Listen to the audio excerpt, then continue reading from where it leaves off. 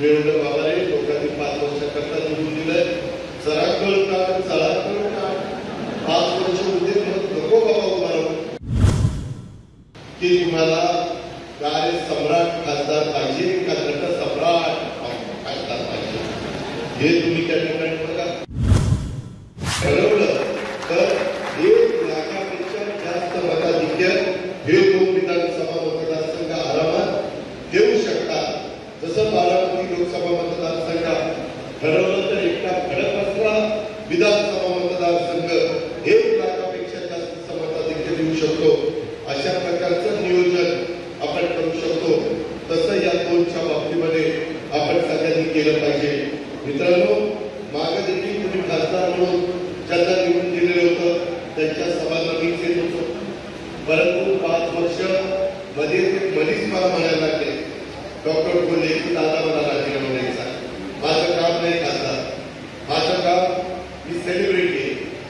मी सिनेमामध्ये काम करणारा दट आहे. मी अभिनेता आहे. मी मालिकेमध्ये काम करणारा त्या ठिकाणी कलावंत आहे.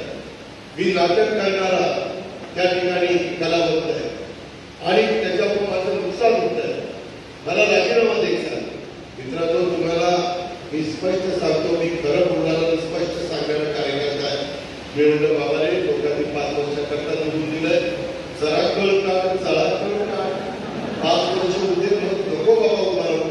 परत ती नाही म्हणणार तुला उभा राहा. परंतु काय आता त्याच्या लग्न झालंय. आता पुन्हा जोर बैठका सुरू झाल्यात आणि आखाड्यामध्ये आलेले.